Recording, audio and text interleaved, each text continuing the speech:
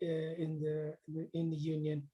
But yes, my parents did some part of a march. Were involved in part of in the march itself.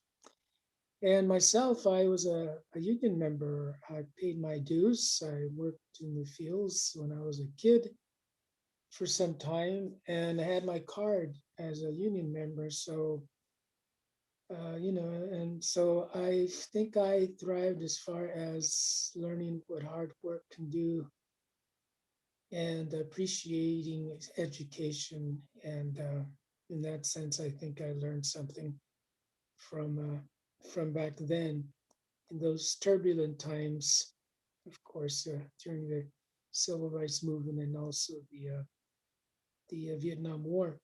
So yeah, it's been an interesting road back then when I was younger. Very lively. I think we also there was a group in Madeira that was we had a there was an underground newspaper. And I don't know what they did. I was part of it, yes and no. I sat in some of the meetings, and I wrote. I think I drew some cartoons for them. I believe, but it's long ago. I hardly remember. It was over 40 years ago or so. But yes, it was so kind of it was interesting for me to be involved in that way. But I'm still creating, and people ask me, "Well, Vincent, how come you do a lot of paintings regarding farm labor?" And I say, "Well, they're still out there. They're still, picking the crops, even during this time.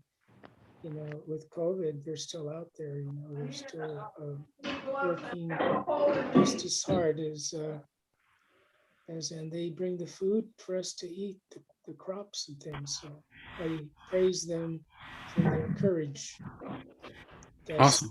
Thank you. All right, cool.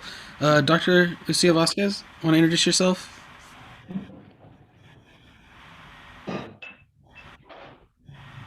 Sorry, I was multitasking. I'm getting the stuff together for the flyer for our next event. I'm so excited. So I'm Dr. Lucia Vasquez. Yes, I grew up in the farm worker movement. Hey, buddy. Hey, Lori, thank you for the introduction. That was wonderful. Tino, hi guys. Suzanne, I know everybody. Woo. um, so I don't think I have the Oscar's here now too. So let's see, what can I tell you? Yes, my father was one of the first people that became a union member. As a matter of fact, my brothers will tell you that he was actually a submarine, which means he was a spy for the union from the very early times. And he was the one that found that during the Great Boycott, when the farmers were